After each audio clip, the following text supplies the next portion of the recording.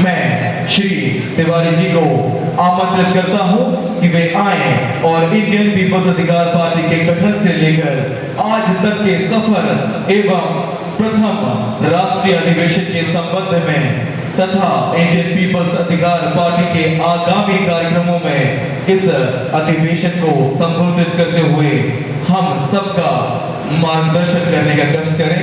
पंडित पुरुषोत्तम तिवारी जी, एक बार जोरदार तालियां दोस्तों।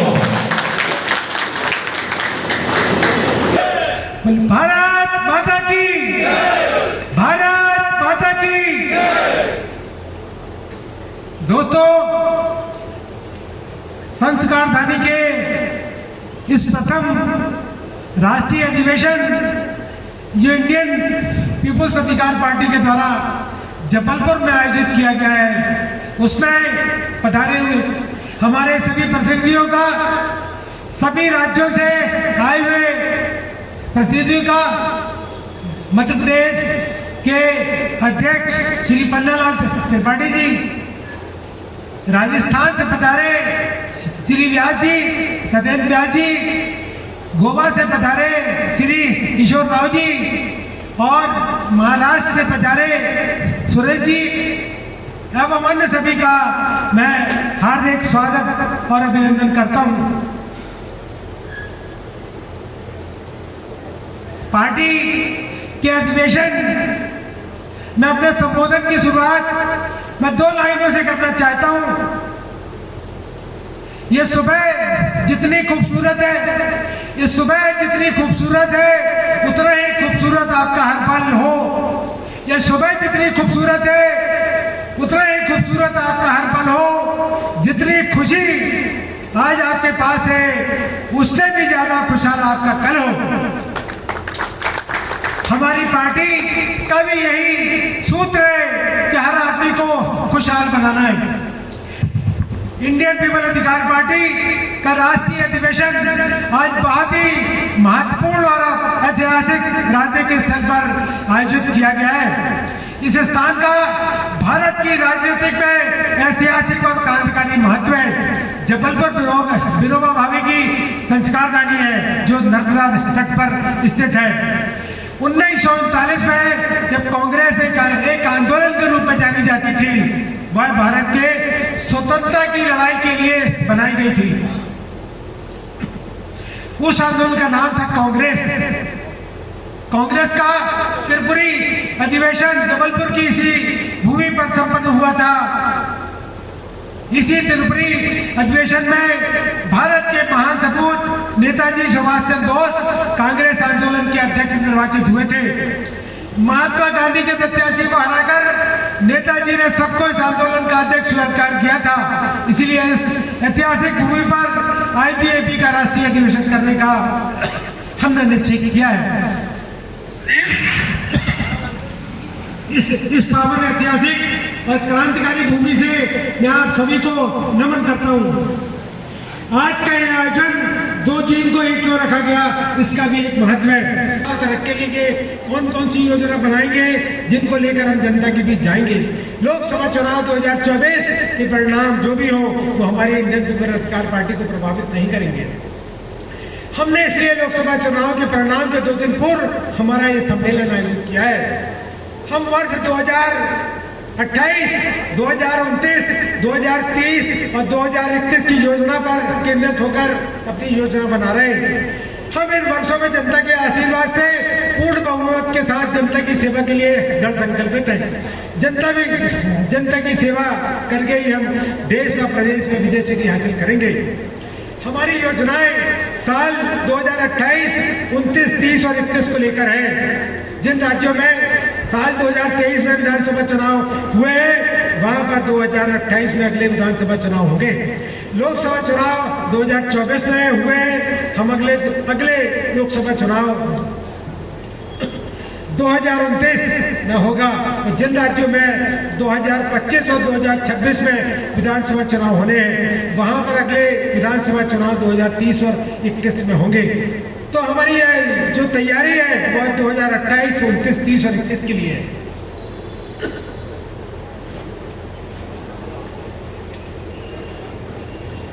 आज देश में व्यक्तिवाद का नारा गुंजायमान है। एक व्यक्ति की गारंटी की बात चल रही है पूरे देश में। एक पार्टी की गारंटी की बात तो मानी जा सकती है, परंतु एक व्यक्ति की गारंटी की बात नहीं मानी जा सकती। इंडियन पीपल अधिकार पार्टी यदि किसी गारंटी की बात करती है तो वो मानी जा सकती है, परंतु पुरुषोत्तम तिवारी या पन्नालाल त्रिपाठी व्यक्तिगत किसी गारंटी की बात करते हैं तो लोकतंत्र में उचित नहीं है। लेकिन 20 वर्षों से लगातार एक पार्टी कमजोर हो रही है और एक पार्टी शिखर के ऊपर पहुंच रही है। शिखर पे पहुंचती हुई पार्टी अपने आप का उसका व्यवहार निरंकुश हो गया है। हमारे वहां आप सबके लिए, लोकतंत्र के लिए बहुत बड़ा खतरा है। वही विपक्ष का निर्वहन भी ठीक से नहीं किया जा रहा है। इसलिए देश के लोगों की सेवा करने के लिए हमने इंडियन पीपल अधिकार पार्टी का गठन किया है।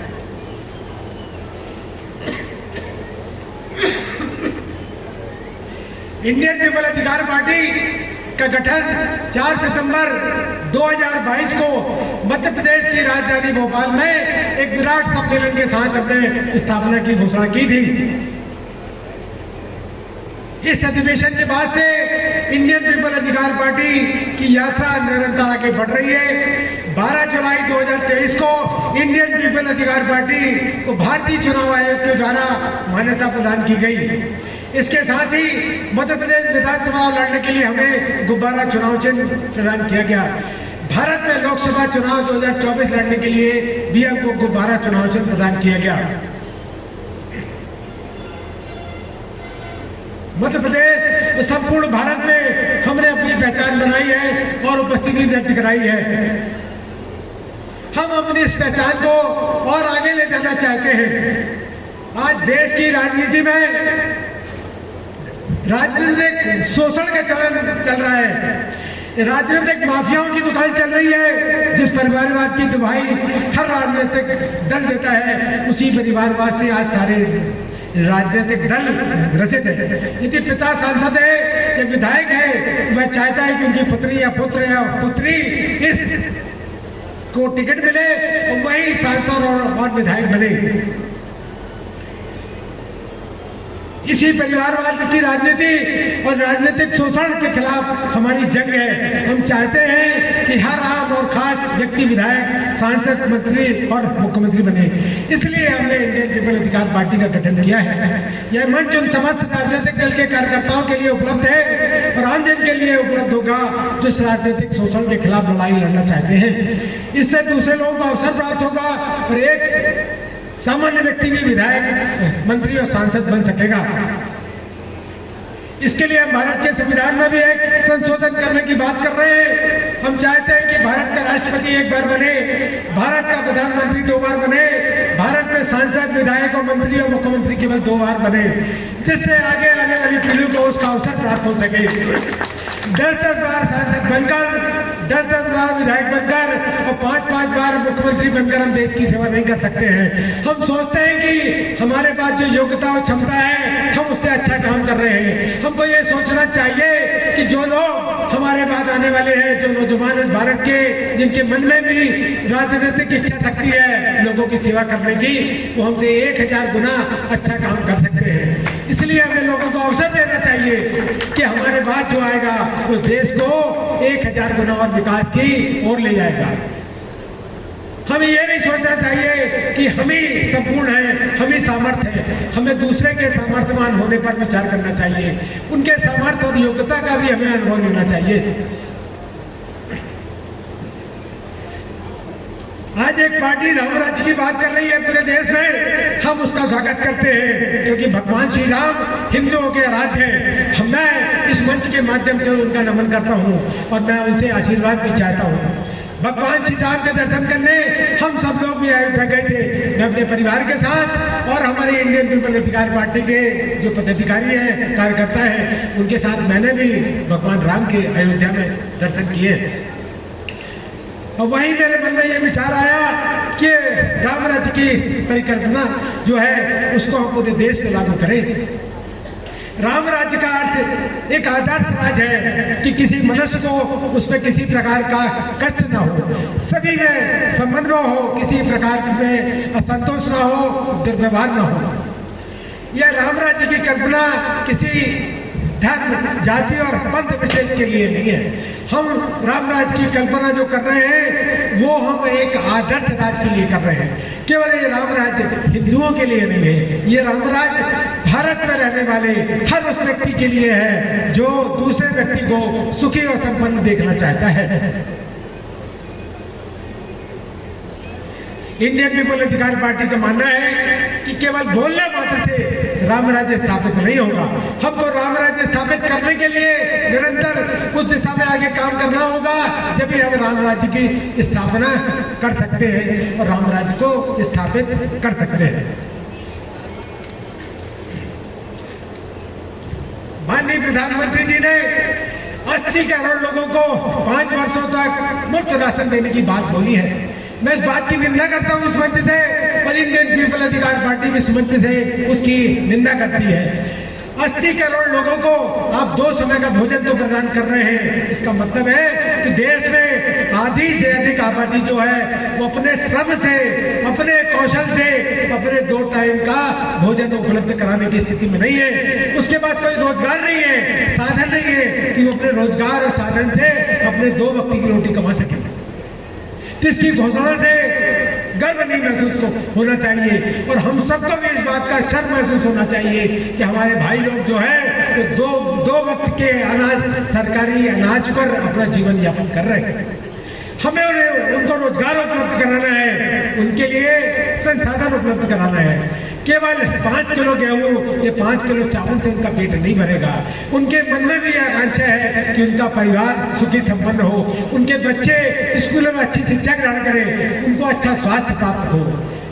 महंगाई की इतनी मार है हमारे भाइयों के ऊपर कि आप ये समझिए कि 5 किलो गेहूं और 5 किलो राशन के बाद भी उसको पकाने के लिए जो चीजें हमें चाहिए है वो अत्यंत महंगी है। गैस का सिलेंडर 350 रुपये था, इस 20 साल की सरकार ने उसको 1200 रुपये कर दिया।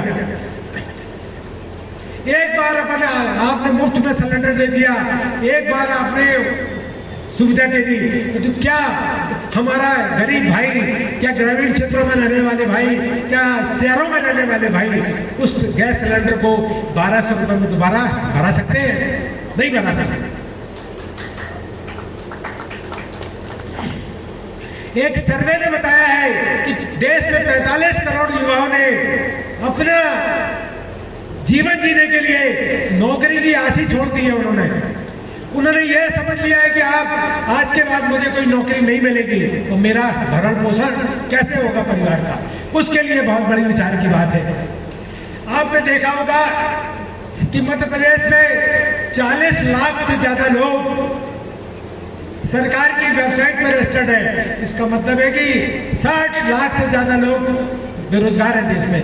हमारे बीच में महाराष्ट्र से लोग आए हुए हैं, गोवा से लोग आए हुए हैं। इन सब लोगों से मेरी रात को चर्चा हो रही थी। इन्होंने कहा कि साहब उत्तर प्रदेश, मध्य प्रदेश और राजस्थान से सबसे अधिक बेरोजगार लोग दूसरे प्रदेशों में जाते हैं। तो हमारे लिए शर्म की बात होना चाहिए कि इन प्रदेशों में 20 वर्षों से भारतीय जनता पार्टी की सरकार है और भारतीय जनता पार्टी की सरकार के द्वारा रोजगार उपलब्ध नहीं कराने के कारण ही उनको दूसरे देशों में पलायन करना पड़ रहा है। जब हमारे देश का बेरोजगार दूसरे देशों में, दूसरे प्रदेशों में जाकर रोजगार की तलाश करता है और रोजगार प्राप्त करता है तो वो अपने परिवार से भी दूर हो जाता है, क्योंकि छोटी सी आमदनी में वो अपने परिवार के साथ वहां रह नहीं सकता है। जब वो अपने परिवार के साथ वहां रह नहीं सकता है और अपने माता पिता की सेवा नहीं कर सकता है तो उसके माता पिता को भी ये दुख होता है कि मेरा बेटा, मेरी बेटी तो रोजगार मिला है राजस्थान में, परंतु मैं उसके साथ अपना जीवन यापन नहीं कर पा रहा हूँ। और उन युवाओं के मन में भी ये संकोच होता है कि बताइए मेरे पास इतनी इनकम नहीं है कि अपने माता पिता का मैं सेवा कर सकूं। वृद्धों के मन में ये जो बेरोजगारी का दंश है वो उतनी तरीके से गंवाया हुआ है कि हमारे माता पिता, हमारे वृद्धजन अपने जीवन की सारी संपत्ति को लगाकर उसको अच्छी योग्यता दिलाते हैं, उसको डॉक्टर, इंजीनियर और MBA कराते हैं, परंतु उसके बाद जब उसको नौकरी नहीं मिलती है तो उनके मन में बहुत दुख होता है कि हमने पूरे जीवन की सारी संपत्ति उसको पढ़ाने में लगा दी और आज बच्चा हमारा घर में बैठा हुआ है, बेरोजगार है। उसके मन में ये आता है कि उसका विवाह कैसे होगा, मेरे बेटे का विवाह कैसे होगा, मेरी बेटी का विवाह कैसे होगा, मेरी बेटी को योग्य दामाद कैसे मिलेगा, क्योंकि हर माँ बाप की इच्छा होती है कि उनकी बेटी को योग्य दामाद मिले जिसकी अच्छी नौकरी हो, पढ़ा लिखा हो। तो ये हमारे परिवार की चिंता का विषय है। इस चिंता में पूरा देश है, किंतु सरकार को इस बात से कोई लेना देना नहीं है। वो केवल भगवान राम और राम राज्य की बात करके ही हम और आपसे वोट लेने की बात करते हैं। इस बात का हमको सड़क से लेके संसद तक इसका विरोध करना होगा कि हमारे बच्चों को रोजगार मिलना चाहिए, हमारे परिवार को सुखी संपन्न बनाने के लिए हम सब लोगों को काम करना होगा। मध्य प्रदेश और देश की स्वास्थ्य व्यवस्था इतनी खराब है कि जिसकी हम और आप कल्पना नहीं कर सकते हैं। मध्य प्रदेश में बहुत बड़ा नर्सिंग घोटाला हम सबके सामने आया है। वो नर्सिंग घोटाला क्या है? वो नर्सिंग घोटाला हमारी जान से खिलवाड़ करने वाला घोटाला है। वो घोटाला केवल नर्सिंग कॉलेजों तक सीमित नहीं है, वो घोटाला हमारी जान को लेने वाला घोटाला है। हमारी जान से सरकार खिलवाड़ कर रही है। आपको ये जानकारी होना चाहिए कि विगत 5 वर्षों से नर्सिंग कॉलेजों में जिन्होंने पहली सेमेस्टर में एडमिशन लिया था, आज 5 सालों से वो बच्चे उसी फर्स्ट सेमेस्टर में हैं, उनकी परीक्षा आज तक आयोजित नहीं की गई। जब वो बच्चे 50,000 से ज्यादा बच्चे हैं जो 5 सालों से इंतजार कर रहे हैं कि हमारी नर्सिंग की प्रोसेस कब चालू होगी, परंतु ये मेडिकल माफियाओं ने उनके भविष्य को अंधकार कर दिया, उनके भविष्य को रोक दिया है, उनके प्रगति को। इस प्रगति के खिलाफ ग्वालियर हाईकोर्ट में एक याचिका दायर की गई। 500 से ज्यादा मेडिकल नर्सिंग कॉलेजों की जांच की मांग याचिका के माध्यम से की गई। ग्वालियर उच्च न्यायालय ने इस मांग को मानते हुए CBI को कहा कि आप इसकी जांच करें। CBI ने जांच की तो ये सारे कॉलेज फर्जी पाए गए।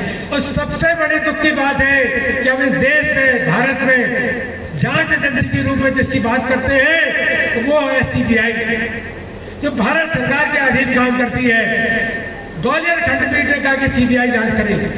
कुछ ही दिन पूर्व आपके CBI का जो नंगा चरित्र है वो भी आपके सामने आया है। आपने देखा कैसे CBI के इंस्पेक्टर रिश्वत लेते हुए नर्सिंग कॉलेजों को अपनी योग्यता का प्रमाण पत्र दे रहे हैं। ये कॉलेज अच्छा है, 5-5 लाख रुपए की उन्होंने घूस ली है। वो घूस कॉलेज के लिए नहीं है, तो हमारे जीवन के लिए उन्होंने समझौता किया है। यदि उस नर्सिंग कॉलेज में पढ़ने वाला जो छात्र होगा, बच्चा होगा, वो हमारा इलाज करने के लिए किसी न किसी अस्पताल में हमको मिलेगा। जब वो योग्यता ही नहीं धारण करेगा तो फिर हमारा इलाज क्या करेगा? सबसे ज्यादा लोग इलाज से भी मर रहे हैं, सबसे ज्यादा लोग मर रहे हैं गलत इलाज से। पूरे देश में जो मेडिकल माफिया है, इंडियन पीपल अधिकार पार्टी ने सबसे पहले बोला है कि हमें देश के लोगों की जीवन की रक्षा करने के लिए इंडियन पीपल अधिकार पार्टी इन मेडिकल माफियाओं के खिलाफ आंदोलन करेगी और कर भी रहे हैं।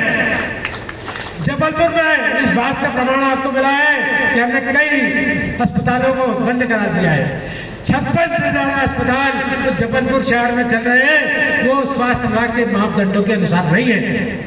मेरा खुला चैलेंज है कलेक्टर साहब को, मैंने उनको बोला भी था कि सारे कॉलेजों की फाइल लेके आप आइए, मैं सड़क पे आपसे चर्चा करूंगा और हर जो अस्पताल है उसकी खामियां आपके सामने उजागर करूंगा, इस पर कार्रवाई करेंगे आप। और जब कार्रवाई करेंगे तो नागरिकों का जीवन सुरक्षित होगा। आप लोगों के जीवन से खिलवाड़ नहीं कर सकते हैं और ना हम करने देंगे। इस बात के लिए हम संकल्पित हैं। हमारी पार्टी का एक कार्यकर्ता भी बचेगा तो वो भी इंडियन पीपल अधिकार पार्टी का वो मेडिकल माफिया के खिलाफ सतत आंदोलन करेगा। मेडिकल माफियाओं में जहां पर अवैध अस्पताल चल रहे हैं, मापदंडों के अनुसार आपने अस्पताल ही बनाए और एम्बुलेंस खड़ी होती है और 5 लाख रुपए की आप उसे मांग करने लगते हो। आपने उसकी नब्ज नहीं देखी है, आपको पता नहीं उसकी क्या बीमारी है, आप रिसेप्शन में बोलते 5 लाख दे दीजिए, उसके बाद हम उसका इलाज चालू करेंगे। ये कैसी विडंबना है, ये कैसी सरकार है, ये कैसे हमारे चिकित्सक हैं। बहुत से डॉक्टर भाई हमको बोलते हैं कि पंडित जी आपने हमको अपराधी घोषित कर दिया, अब हमको मेडिकल माफिया बोल रहे हैं। हमने कहा हमने आपको भगवान भी बोला था, हमने आपको भगवान भी बोला था, परंतु कोरोना में आपने साबित कर दिया कि आप भगवान नहीं हो, आप मेडिकल माफिया हो। यदि हमारे देश का सैनिक इस बात से हट जाए, वहां से सीमा से, कि हम हमारी जान को खतरा है, मेरे को गोली लगेगी, मेरी जान चली जाएगी। ये डॉक्टरों ने कोरोना में अपने अस्पताल बंद कर दी और जो लोग उनके पारिवारिक चिकित्सक थे, परिवार डॉक्टर थे, फोन उठाना बंद कर दिया उनका, इस डर से कि हमको भी कोरोना हो जाएगा। तो डॉक्टरी कर क्यों रहे हो, क्यों पढ़ी उस विधा को आपने पढ़ी है तो उसके दायित्व का निर्वाह क्यों करवा? क्या लूटने के लिए आपने डॉक्टरी नहीं पढ़ी है? मेडिकल माफियाओं का एक और बड़ा देश में चलन है। आपने सुना होगा कि ये इनकी चेन है, डॉक्टर पैथ लैब की चेन है, कि इनकी चेन है। ये 1 लाख डिजिटल हस्ताक्षर रोज करते हैं वो डॉक्टर। कोई भी नियम में एक प्रावधान नहीं है कि आप 1 लाख दस्तखत कर सके, क्योंकि उस डॉक्टर को रिपोर्ट पढ़ना है तो कोई भी डॉक्टर 24 घंटे में 1 लाख रिपोर्ट पढ़ नहीं सकता है। हमने इसके खिलाफ भी भारत सरकार को लिखा है कि ये डिजिटल रूप से जो जांच की रिपोर्ट जारी हो रही है, इस पर प्रतिबंध लगना चाहिए। एक आदमी है जिसने कंपनी खोली है, वो रोज अरबों कमा रहा है और हमारी जान से खिलवाड़ कर रहा है, हमारी जान से खिलवाड़ कर रहा है, उसको पता ही नहीं है उस टाइम में उसके दस्तखत हो रहे हैं। यहाँ हम सैंपल देते हैं, यही आदमी उसकी कंप्यूटर से रिपोर्ट निकाल के उसके दस्तखत करके हमको दे देते हैं। हम उसको अपने डॉक्टर के पास ले जाते हैं, डॉक्टर उसके अनुसार हमको दवाई लिख देता है।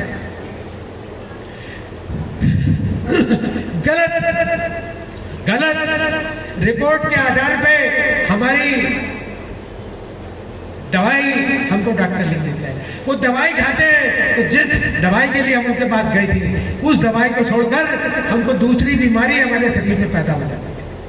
जो बीमारी हमारे कभी थी नहीं, वो बीमारी हमारे शरीर में पैदा हो जाती है। तो ये जितनी भी चेन चल रही है, इन पर भी रोक लगना चाहिए। जितने पैथोलॉजी सेंटर चल रहे हैं, इसमें प्रशिक्षित आदमी होना चाहिए, वही हमारा सैंपल ले सकता है, दूसरा व्यक्ति उसका सैंपल नहीं ले सकता है।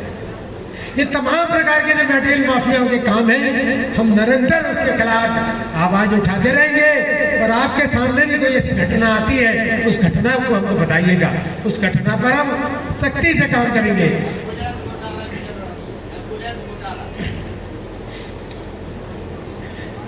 एम्बुलेंस की बात हो रही है, निश्चित तौर पे एम्बुलेंस घोटाला है। ग्रामीण क्षेत्रों से जो डॉक्टर प्रैक्टिस कर रहे हैं वहां पे, वो एक संबंधित अस्पताल के रेफर करते हैं और जब वो एम्बुलेंस उस अस्पताल में पहुंचती है तो आप ये समझ लीजिए उसको 1000 से लेकर 2000 रुपए तक मिलते हैं। वो एम्बुलेंस के 1000 से 2000 वो अस्पताल वाले नहीं दे रहे, वो आपकी जेब से निकाल रहे हैं। पहले हमने सुना था कि होटल ले जाने वाले ऑटो और टैक्सी को पैसा मिलता है, अब अस्पताल ले जाने वाली एम्बुलेंस को भी उसका कमीशन मिलता है। किसी भी डॉक्टर के पास जाएंगे डायग्नोस कराने हो, पहले वो 25 प्रकार की जांच लिखेगा आपको, बोलेगा ये MRI करा लाइए, ये करा लाइए, क्योंकि उसकी फीस 300 रुपए है। उसको जो हमारी जांच से कमीशन मिलेगा वो 3000 रुपए मिलेगा, 3000 रुपए मिलेगा उसके लिए वो जांच लिख रहा है। फिर बाद में हम जब रिपोर्ट लेके आते हैं, बोलते तिवारी जी आपकी सब जांच ठीक पाई गई है। अरे भैया ठीक गई है तो 10,000 रुपए की रिपोर्ट हमसे क्यों आपने कराई?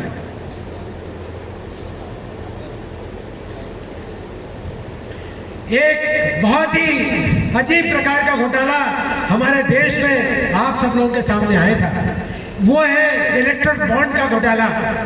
इलेक्ट्रल बॉन्ड को भारतीय जनता पार्टी की सरकार ने इसलिए बनाया था कि जो राजनीतिक दल को जो लोग चंदा देना चाहते हैं वो पारदर्शिता से दे और उस चंदे का हिसाब किताब रखा जा सके। आप बताइए, यदि आप स्टेट बैंक में खाता खोलने जा रहे हैं तो स्टेट बैंक में एक हफ्ते तक आपका खाता नहीं खुलेगा। तो 500 करोड़ रुपए जिन लोगों ने दिया है उनकी जानकारी स्टेट बैंक के पास नहीं है। कितने दुर्भाग्य की बात है। हमारे पास पैन कार्ड नहीं होगा, हमारे पास आधार कार्ड नहीं होगा, हमारे पास ये नहीं होगा, हमारे पास वो नहीं होगा, उस तक वो खाता नहीं खोलेगा। सर्वोच्च न्यायालय ने, स्टेट बैंक ने यह कहा कि हमारे पास इन इलेक्ट्रल बॉन्ड की जानकारी नहीं है, उसको इकट्ठा करने में हमको 3 महीने लगेंगे। वो 3 महीने हमको इसलिए चाहिए था कि ये 2029 का जो चुनाव हो रहा है वो चुनाव पूरा हो जाए, उसके बाद उसकी जानकारी आप सब लोगों के सामने आए। बड़ी दुर्भाग्य की बात है, जिस पार्टी सत्ता में बैठी हुई है, जिस पार्टी ने हमसे ईमानदारी की बात करी थी, जिस पार्टी ने हमको बोला था कि हम गरीबों के साथ रहेंगे, उसी पार्टी ने हमारे साथ धोखा किया है। इलेक्ट्रल बॉन्ड में 3 महीने पहले आपके घर में छापा पड़ता है, उस कंपनी के ऑफिस में छापा पड़ता है, उसके मालिक के छापा पड़ता है, और 3 महीने के बाद वो 50 करोड़ रुपए भारतीय जनता पार्टी के अकाउंट में SBI से इलेक्ट्रल बॉन्ड खरीद कर वो भारतीय जनता पार्टी को देता है। ये क्यों दे रहे हैं भाई आप? सबसे बड़ी विडंबना की बात तो यह है कि कोरोना काल में जो कोविशील्ड वैक्सीन और एस्ट्राजेनेका हम सब लोगों ने लाइन लगाकर उस संघर्ष करके लगवाई थी, उसके मालिक से भी माननीय प्रधानमंत्री जी ने फोटो तुड़ाकर 52 करोड़ रुपए ले लिए। भाई 52 करोड़ रुपए उससे चंदा लेने की जरूरत क्या थी? या तो वैक्सीन गड़बड़ थी या आपने उसको ब्लैकमेल किया। क्या हो सकता? जो डॉक्टर कमीशन खा रहा था, हमारे प्राइम मिनिस्टर ने भी उससे कमीशन खाया। हम किसके ऊपर भरोसा करें? हमने अपने जीवन माननीय प्रधानमंत्री की सोच पर और उनकी इच्छा शक्ति पर हमने उनको जीवन समर्पित कर दिया, और आज हम देख रहे हैं कि हमारे नौजवान भाषण देते हुए उनको हार्ट अटैक आ रहा है, उनकी मृत्यु हो रही है, कोई जिम में मर रहा है, कोई जा रहा है तो उसका खेलते हुए हो रहा है, कोई शादी में डांस कर रहा है, उसकी मृत्यु हो रही है। ये विडंबना और ये बीमारी हमको आपने वैक्सीन लगाकर दे दी।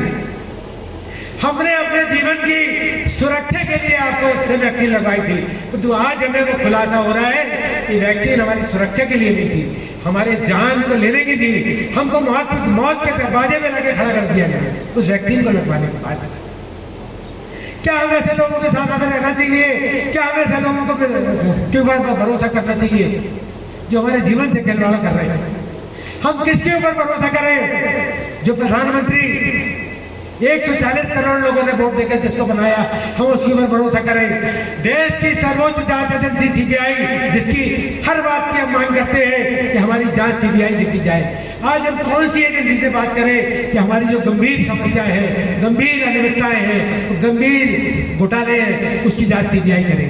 हम अब यही बोलने में सच्चाने लगे कि CBI से जांच करें। CBI का चरित्र हमारे सामने आ गया कि CBI का चरित्र क्या हो गया।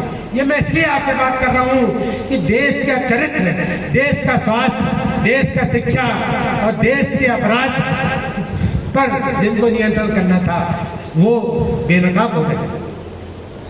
हम किस पे भरोसा कर रहे हैं? इसलिए दोस्तों, हमारे साथियों, हम सब लोगों को मिलकर देश में एक क्रांति की सूत्रपात करना होगा। वो क्रांति है हमारे भारत के हर नागरिक के स्वास्थ्य की सुरक्षा करना है, हम हर नागरिक के बच्चों को अच्छी शिक्षा दिलाना है और शिक्षा माफियाओं के आतंक से उनको मुक्त कराना है। हमको मेडिकल माफियाओं से मुक्ति दिलाना है कि आप हमारा स्वास्थ्य अच्छा करें, उसके लिए हमको संघर्ष करना है। इंडियन पीपल अधिकार पार्टी विगत 5 वर्षों में लगातार, जो मैंने बताया कि 28, 29, 30, 31 हमारा एक कार्यक्रम है कि अगले आने वाले 5 वर्षों तक लगातार हम विपक्ष की सशक्त भूमिका का निर्वाह करेंगे। हम किसी व्यक्ति के दर्द में उसके साथ नहीं है, हम किसी सियासत में हमें उसके साथ नहीं है, क्योंकि हमने कोई ऐसा काम नहीं किया है। हमने इंडियन पीपल अधिकार पार्टी के लोगों ने कि हम ना ED से डरने वाले हैं, ना हम CBI से डरने वाले हैं। हमारे घर में तुमको जितने झाका डालने हो, हमारे खिलाफ जितने मुकदमे तुमको करने हो, तो मैं उस मुकदमे करने की इस मंच से मैं तुम्हें छूट देता हूं, किंतु हम अपनी लड़ाई को हमेशा जारी रखेंगे। हमने कोई गलत काम नहीं किया है, कोई गलत संपत्ति नहीं है हमारे पास, हमारे खून पैसे की कमाई है, उससे आप ईडी का छापा नहीं कर सकते। जिन राजनेताओं का चरित्र आपके सामने आ गया है, आज महाराष्ट्र की राजनीतिक स्थिति इतनी खराब है, आप उसको समझेंगे, देखेंगे। जो महाराष्ट्र के लोग आए उन्होंने बताया कि आज शिवसेना दो हिस्सों में बट गई है, एक ने सत्ता को पकड़ लिया, दूसरे ने सत्ता में रहते हुए पार्टी को खराब कर दिया। एक ने सत्ता के लिए बीजेपी के साथ चली गई और एक ने सत्ता में रहते हुए पार्टी का जो मूल सिद्धांत था उससे हटके उसको खराब कर दिया। माननीय बाला साहब ठाकरे ने जो हिंदुत्व का सपना देखा था, उसके विरुद्ध जाकर पार्टी ने उसको सर्वनाश कर दिया। एनसीपी जो कांग्रेस से हटकर बनी थी, उनका बड़ा दबदबा हुआ करता था शरद पवार जी का। उनके जो भतीजे वो 73,000 करोड़ रुपए के घोटाले में फंसे हुए, उनको भारतीय जनता पार्टी ने ले लिया, उनसे गठबंधन हो गया, आज उनके ऊपर सब आरोप समाप्त हो गए। कांग्रेस की स्थिति पे महाराष्ट्र में कोई बची नहीं है, भारतीय जनता पार्टी का भी कोई जनाधार इतना बड़ा वहां नहीं है। आज जो इंडियन पीपल पार्टी का जो नया सिंबल महाराष्ट्र के अंदर है, वही नया सिंबल शिवसेना, एनसीपी, तमाम आगे आने वाले महाराष्ट्र के चुनाव है, उस महाराष्ट्र के विधानसभा चुनाव में हम सब लोग पूरी ताकत से चुनाव लड़ेंगे। और महाराष्ट्र के जो विधानसभा चुनाव है उनमें दलित, शोषित, पीड़ित, सबसे ज्यादा अम्बेडकर साहब के अनुयायी जो है महाराष्ट्र में रहते हैं। हम उन सब लोगों को अवसर देंगे कि वो एक स्वच्छ राजनीति बेदाग पार्टी के साथ आए और हम उन सबको सांसद, विधायक, मंत्री और मुख्यमंत्री बनाएंगे।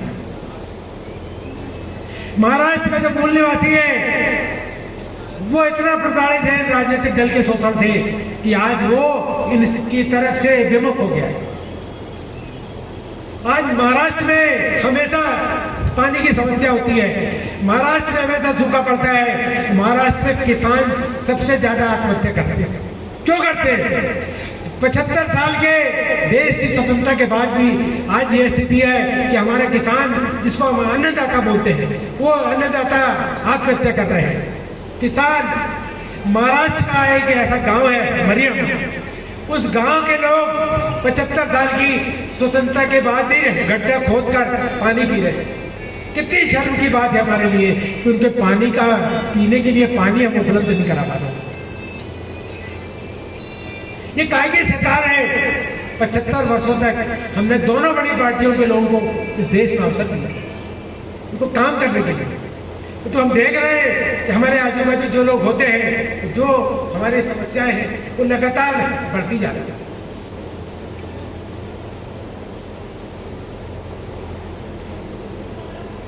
भारत की बेरोजगारी के खिलाफ केवल आरोप लगाने से काम नहीं होगा। भारत के उन 80 करोड़ लोगों के साथ आपको खड़ा होना पड़ेगा।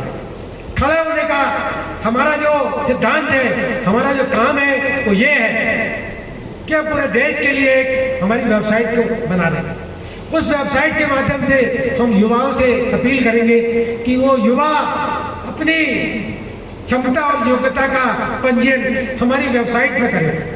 हम उस वेबसाइट के माध्यम से देश और विदेशों में जो कंपनियां चल रही हैं, उनको अपना आपका बायोडाटा भेजेंगे और उनसे बोलेंगे कि आप इनको रोजगार दें। हमारे माध्यम से हमारी पार्टी का जो आईटी सेल होगा, वो आईटी सेल ईमेल भेजकर उनको बोलेगा कि आज आपको इन्फोसिस में जाके आपको इंटरव्यू देना है। जब आप इन्फोसिस में जाके इंटरव्यू देंगे, जब आपका सिलेक्शन होगा, तो हम आपके परिवार के साथ आपका स्वागत करेंगे आईपीएच की तरफ से कि हमने आपको, हम इसलिए सम्मान करेंगे उनके माता पिता उस व्यक्ति का कि हमारे ऊपर कुछ उसने आसान नहीं किया है, क्योंकि हमने समाज सेवा का बीड़ा उठाया है, हमने देश को स्वच्छ राजनीति का बीड़ा उठाया है, हमने उनको रोजगार के दरवाजे तक पहुंचाया। ये काम हम करेंगे। केवल हम इस बात की घोषणा कर रहे हैं कि 80 करोड़ लोगों को रोजगार नहीं मिल रहा है, तो हमको एक रचनात्मक दृष्टिकोण भी अपनी पार्टी का रखना होगा। उस सब में आपका सहयोग चाहिए, आपका आशीर्वाद चाहिए कि आप सब लोग मिलकर जो भी आपके पास बेरोजगार है उनको हम ये बोले कि वो जाएं और IPAP की रोजगार परक वेबसाइट है उस पर अपना पंजीयन करें। उस पंजीयन के बाद हम लगातार IT सेल हमारे लोगों से संपर्क करेगा और युवाओं के बीच में हमारी पैठ भी होगी और युवाओं को एक लगेगा तो कोई व्यक्ति कोई पार्टी हमारे साथ है, कोई व्यक्ति पार्टी हमारे साथ है। दूसरा, बेरोजगारी के लिए हमारा बहुत बड़ा एक योजना है। वो योजना है कि जो बेरोजगार व्यक्ति है उसको हम 25,000 रुपये महीना बेरोजगारी भत्ता देंगे। जब मध्य प्रदेश जब विधानसभा चुनाव हो रहे थे, भोपाल में बहुत सारे पत्रकारों ने हमसे पूछा कि आप 25,000 रुपये महीना कहाँ से देंगे। हमने कहा पूरे देश में और पूरे प्रदेश में बहुत सारी फर्जी योजनाएं संचालित हो रही हैं, उन योजनाओं को हम बंद करेंगे। उन योजनाओं से पैसा बचाकर जो बेरोजगार भाई है हमारा उसको 25,000 रुपये महीना देंगे। किसी भी परिवार का भरण पोषण 2,000 या 3,000 रुपये से कभी नहीं हो सकता है, क्योंकि जब तक हमारा आम नागरिक, हमारा आम मतदाता, हमारा इस देश का भविष्य सुखी संपन्न नहीं होगा, जब तक वो अपने बारे में, अपने देश के बारे में और अपने प्रदेश के बारे में विचार नहीं कर सकता है। इसलिए हमने 25,000 रुपये महीना उसको देने का निश्चित किया है। 25,000 रुपये महीने में 5 लोगों का परिवार एक महीने अपना गुजारा कर सकता है। अब केवल खाना खाने तक हमारे परिवार का भरण पोषण सीमित नहीं है। उस परिवार को मोटरसाइकिल भी चलाना है, उस परिवार को अपने मोबाइल को रिचार्ज भी कराना है, अपने परिवार को के बच्चों को अच्छी शिक्षा भी दिलाना है। उसके लिए 25,000 रुपये महीने देने का हमने निश्चित किया है। और ये 25,000 रुपये महीने भी उसके जीवन पर्यंत नहीं दिया जाएगा। उसके लिए भी हमारी योजना है, जो पहले मैंने आपको बताया कि इन बेरोजगारों को जिनको हम 25,000 रुपये दे रहे हैं उनका स्टेट वाइज एक आंकड़ा होगा, उनकी क्या जानकारी है वो हमारे पास स्टेट वाइज होगी। उनको 3 अवसर हम प्रदान करेंगे रोजगार दिलाने के। 25,000 रुपये देने के बाद हमारी जब सरकारें हर प्रदेशों में बनेगी, देश में बनेगी, 3 अवसर होंगे आपको 2 वर्ष के अंदर आपकी योग्यता और क्षमता के अनुसार। परंतु उन 2 वर्षों में 3 अवसरों में से आपको एक अवसर में अपने को योग्य साबित करना है। इसलिए योग्य साबित करना है कि हमने आपको 2 वर्षों तक बेरोजगारी भत्ता दिया है, तो इसलिए नहीं दिया है कि आप जीवन पर्यंत उसी पे आश्रित हो जाए। हम आपको आपके पैर पे खड़ा करना चाहते हैं, आपको समृद्ध और सक्षम बनाना चाहते हैं। इसलिए आपको 3 अवसर देंगे कि उन 3 अवसर में आप क्वालिफाई करें, अपनी योग्यता का प्रदर्शन करें और उस योग्यता के अनुसार आप अपना जॉब प्राप्त करें। जिस दिन आपको नौकरी प्राप्त हो जाएगी तो हम जो 25,000 रुपये देना है वो देना सरकार बंद कर देगी। एक आयुष्मान कार्ड पूरे देश में संचालित हो रहा है। इस आयुष्मान कार्ड की जो योजना थी उसको भी हमारे मेडिकल माफियाओं ने हाईजैक कर लिया है। हमारे गरीब भाई के पास आयुष्मान कार्ड है, तो वो आयुष्मान कार्ड लेकर जब वो डॉक्टर के पास जाता है तो डॉक्टर उसका दुरुपयोग कर लेता है। वो डॉक्टर उसको काउंटर में जमा कर लेता है। तो मेरे को कितने रुपए की इलाज की जरूरत है वो मुझे पता ही नहीं चलता है। वो कार्ड में 5 लाख रुपए तक का इलाज सरकार के द्वारा उसमें हो सकता है। जबलपुर का उदाहरण है, डॉक्टर पाठक ने 100 करोड़ रुपए से ज्यादा का घोटाला कर दिया। सक्षम आदमी है वो, उसने लोग छोटे छोटे लोगों के साथ धोखा करके 100 करोड़ से ज्यादा का घोटाला कर दिया। इस आयुष्मान कार्ड का हमारे डॉक्टर इस प्रकार से दुरुपयोग करते हैं कि आपने वो कार्ड जमा कर दिया, कार्ड जमा करने के बाद उस कार्ड के नाम पे उस सारी जिन जांचों की हमको जरूरत भी नहीं है उन जांचों को उस कार्ड में ले लेते हैं। 3 दिन तक आपको रखते हैं, चौथे दिन बोलते हैं आप स्वस्थ हो गए, अब आप घर जाइए। हमारे आयुष्मान कार्ड से मैं 4 लाख रुपए निकाल दिए। वो उस कार्ड में ऐसी व्यवस्था नहीं है कि जो हमको पता लग सके कि हमारे ऊपर कितने रुपए का इलाज खर्च हुआ। जब हम दोबारा किसी के पास जाते हैं अपना इलाज कराना उस कार्ड में लेके, तो डॉक्टर कहता है कि अब इस कार्ड में इस साल आपके इलाज की जो राशि थी खत्म हो। जब हमको पता लगता है कि डॉक्टर ने हमको लूट लिया, यह भी बहुत बड़ा घोटाला स्कैंडल हमारे देश में चल रहा है, उसके खिलाफ भी हमको उनकी रक्षा करना है, उनकी सुरक्षा करना है, लोगों की ये देखना है कि उनके साथ किसी प्रकार का घोटाला न हो। बड़ी विडंबना की बात है कि हम अपने बच्चों को, मैं आऊंगा फिर बंद कर, जो अभिभावक है अपने खून पैसे की कमाई उन मालिकों को दे दी जो हमारे साथ धोखाधड़ी कर रहे थे। उस 240 करोड़ रुपए जो अभी सामने आए हैं, 1000 करोड़ रुपए से ज्यादा होगा, और ये घोटाला पूरे देश में चल रहा है, केवल जबलपुर और मध्य प्रदेश में चल रहा है। जितने भी बड़े बड़े कॉर्पोरेट स्कूल हैं, उनकी फीस इतनी महंगी है, 60 से 65 हजार रुपये साल की फीस है, 20 से 25 हजार रुपये की कॉपी है, किताब है, और 20 से 25 हजार रुपये की ड्रेस है।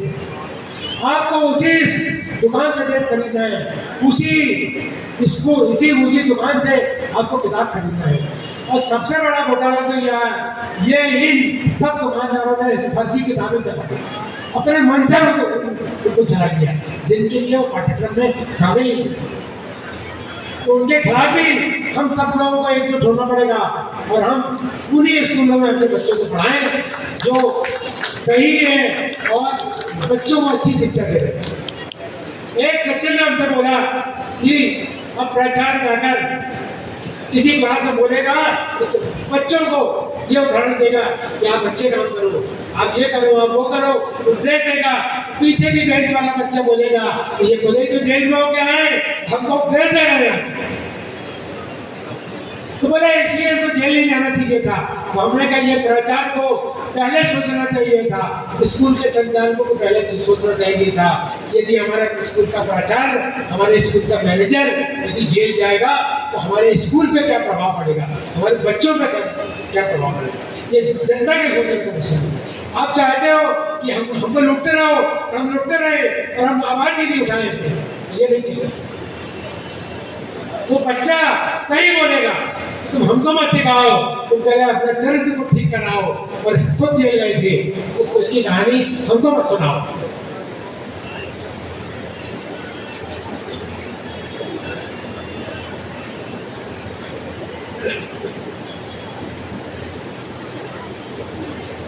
भारत में एक बड़ी ये मांग लगातार की जाती है कि बालिका बचाओ के रूप में मुखर है ये पार्टी, और जबकि ये उनका कोई राजनीतिक आंदोलन नहीं है इस बात के लिए।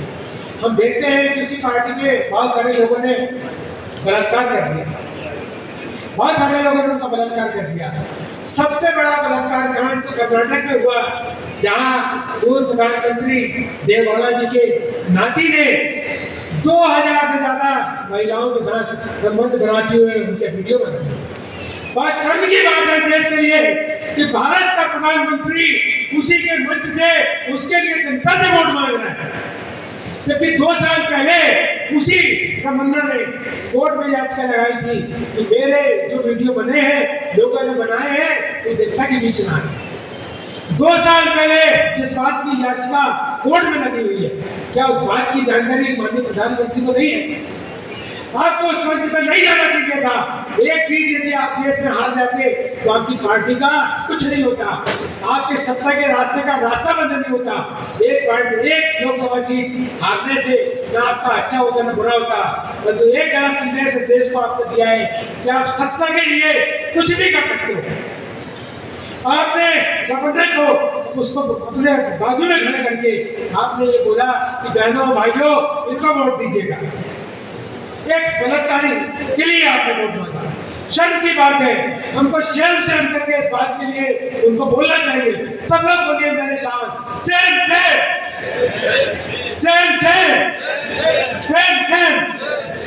देश का प्रधानमंत्री भी अपराधी है जो अपराध के संरक्षण के लिए यदि मैं जेब काट लूं, मेरा एक्सीडेंट हो जाए, मेरा छोटा अपराध हो जाए, मेरे माँ बाप को भी जेल में बंद कर दिया जाता है, इसलिए कि आपने एक अपराधी को संरक्षण दिया।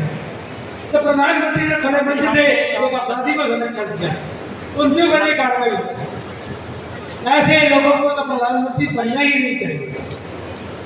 देश में बलात्कार की घटनाएं रोज हो रही है, मध्य प्रदेश में बलात्कार की घटनाएं रोज हो रही है। सरकार कहाँ पर है जब हम घर से लड़की को उठा के ले जाते हैं? सरकार कहाँ पर है? आप दूसरे दिन जेसीबी से ले जाके उसका मकान तोड़ दीजिए। मकान तोड़ना उसका नहीं है, आपके सत्ता का दबाव होना चाहिए कि कोई भी अपराधी है जुर्म न करे, जुर्म रोकने की ताकत होना चाहिए। किसी के मकान तोड़ने से कोई जुर्म नहीं होता। मध्य प्रदेश तो अपराध प्रदेश बन गया है, या रोज घटनाएं हो रही है, कुछ सुनने वाला है।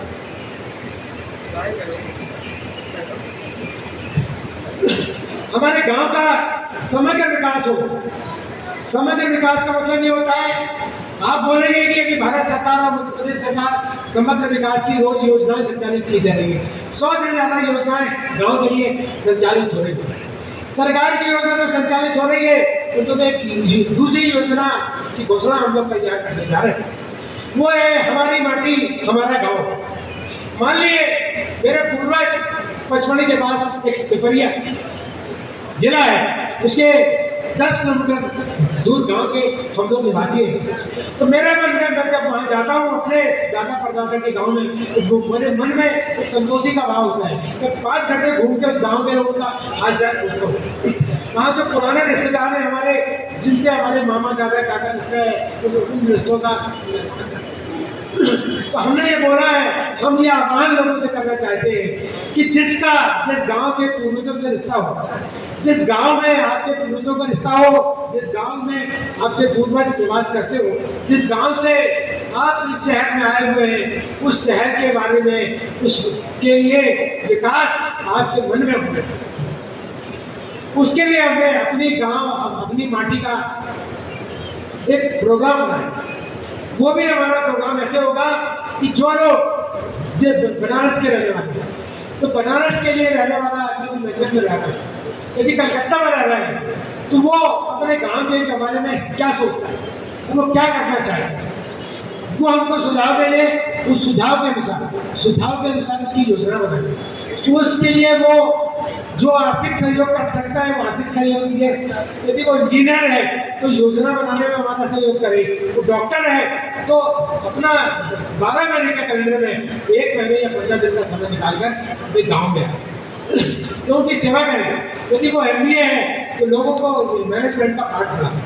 जिस भी विधा में आप पारंगत हैं तो जितना भी पैसा आप दे सकते हैं वो अपने गांव और अपनी माटी के अनुसार आप अपने गांव में खुद रखें। हमको किसी का पैसा नहीं चाहिए, न पार्टी को चाहिए, हमारी इंडियन अधिकार पार्टी को, न हमको अपने खाते में चाहिए।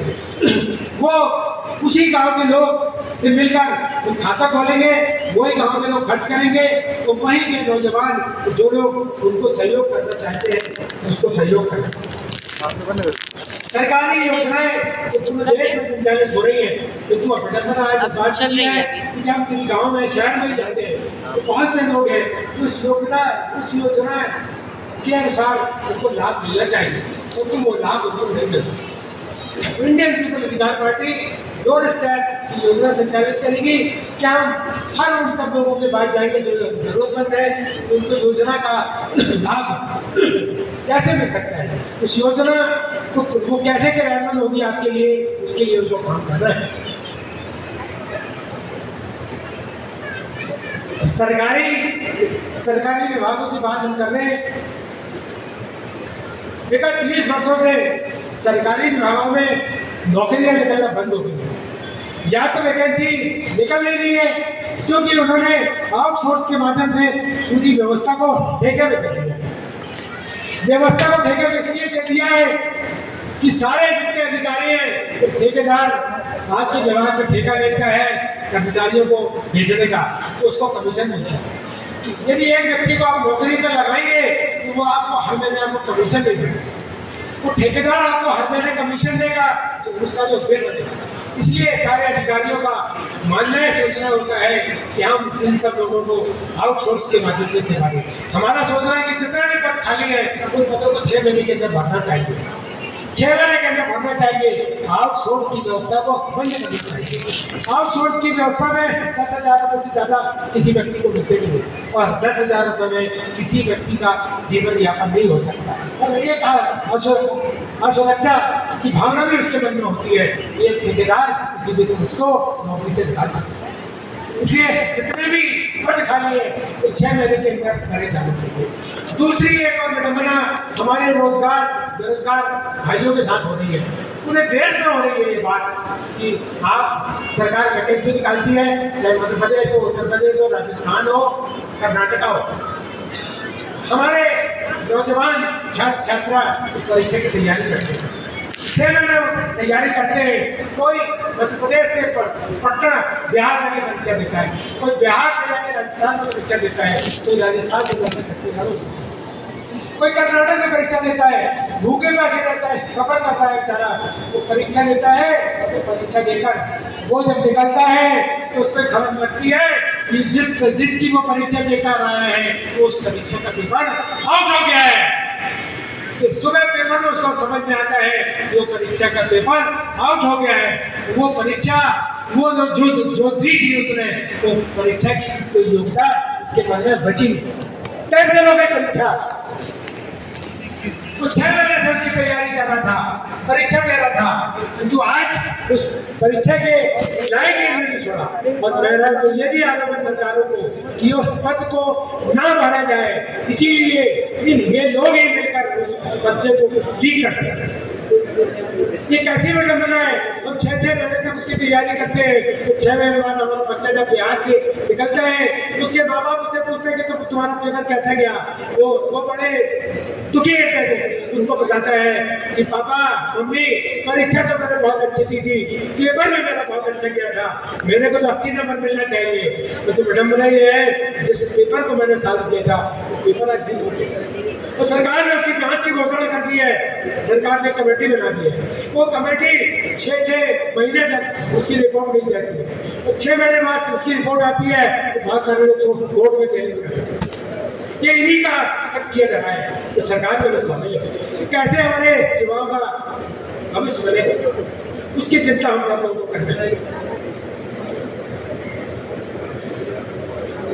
आज सबसे पहले जब हम सीबीआई की आलोचना कर रहे हैं तो हमको दूसरे पक्ष पर भी उसको विचार करना होगा। क्या सीबीआई के इंस्पेक्टर को घूस लेने की जरूरत क्यों पड़ी? क्या उसके मन में सुरक्षा की भावना नहीं थी? जो तनख्वाह हमको मिल रही है 80,000 रुपये, उस 80,000 रुपये में हम अपने बच्चों को अच्छी शिक्षा दे सकते हैं, हम अपने माँ बाप का इलाज करा सकते हैं। नहीं थी ये भावना उसके मन में। उसके भावना ये थी कि मैं कैसा बड़े आदमी बनूं, मेरे पास भी अथाह संपत्ति कैसे इकट्ठी हो।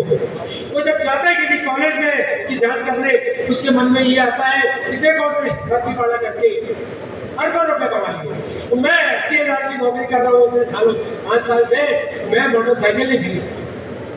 हमको उसके दूसरे पक्ष पर भी विचार करना होगा कि सीबीआई का इंस्पेक्टर ने घूस क्यों मांगा। इसीलिए हमने बोला है, इंडियन पीपल अधिकार पार्टी का मानना है कि पुलिस विभाग के जितने भी अधिकारी कर्मचारी हैं, एक उनको मानसिक संतुष्टि के लिए साल में 30 दिन की छुट्टी मिलना ही चाहिए, चाहे देश में हर जाए, तो उस व्यक्ति को भी अपने जीवन अपने परिवार के साथ जीने का अधिकार है। 30 दिन की छुट्टी उसको मिलना चाहिए। वो भी अपने परिवार के साथ जम्मू कश्मीर और नैनीताल घूमने जाना चाहते हैं। उसके मन में भी इच्छा है कि अपने बच्चों को नैनीताल घुमाने जाए, उसके मन में भी इच्छा है कि किसी बंदे का दर्शन करे। तो पूरे देश की जो पुलिस व्यवस्था है, कांस्टेबल से लेके सीबीआई इंस्पेक्टर तक, एक अच्छे वेतनमान होना चाहिए उनका, उसको अच्छा पैसा मिलना चाहिए कि उसके मन में निर्भयता हो, निर्भय हो, निडर हो, और किसी बड़े आदमी की गाला पकड़ने में उसके हाथ में ताकत। आज फॉर्च्यूनर में चल रहे नेता लोग, व्यापारी फॉर्च्यूनर में चल रहे हैं, और हमारे जो इंस्पेक्टर है या तो स्कूटी में चल रहे हैं, वो फॉर्च्यूनर वाले को कहाँ तक पकड़े। उसके बाद में वो देश सेवा की भावना पैदा करते हैं जब वो अच्छे से काम करेगा। जब उसके बाद में देश सेवा की भावना ही नहीं होगी तो कैसे अच्छे से काम करेगा।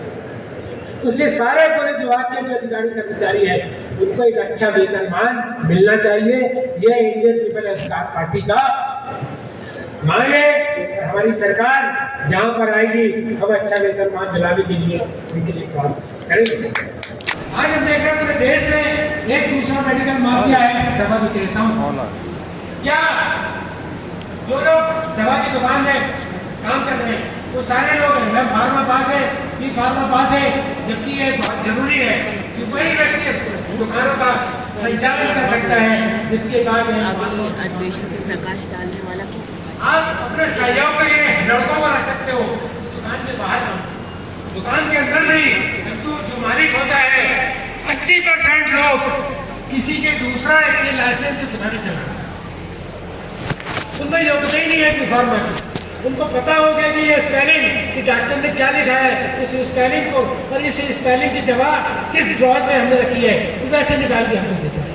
कभी गलती से कोई तुम्हारे दुकान का व्यक्ति उस ड्रॉज में दूसरे दवाई रख दे तो हमको निकाल के वो दवाई दे दोगे, क्योंकि तुम तो जानते ही नहीं उसको पढ़ना, तुमको पता ही नहीं है दवाई हमको क्यों दे रहा है। ये ड्रग पॉलिसी को भी हमको बहुत सख्ती से लागू करना है। हम वही व्यक्ति दुकान चला सकता है जिस व्यक्ति के पास हर प्रदेश का जो स्वास्थ्य मंत्रालय है एक लाइसेंस जारी करता है और उसकी फोटो लगी होती है दुकान के बाहर। जब हम किसी दवाई लेने जाए तो उसको बोलेंगे अपने लाइसेंस की फोटो बताओ कि उसमें पुरुषोत्तम तिवारी के नाम लाइसेंस है कि किसके नाम पे लाइसेंस है, वही दवा तो दुकान में दवा दे सकता है।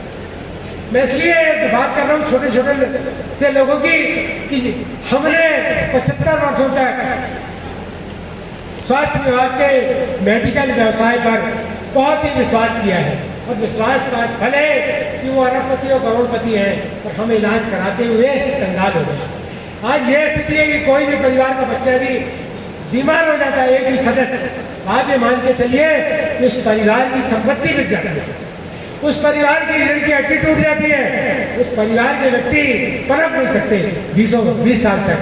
और बहुत सारी जगह तो ऐसा होता है कि इलाज कराते कराते हम अपने दोस्त को अपने परिवार के को खो भी देते हैं और हमारी संपत्ति भी चली। इसलिए हमको मेडिकल माफियाओं पर नियंत्रण करना है, उनकी हर बारीकी को समझना है और उनका विरोध करना है। जब हमको समझ में आएगा कि इंडियन पीपल अधिकार पार्टी के लोग सारी चीज समझते हैं, हमको सिस्टम को समझना चाहिए।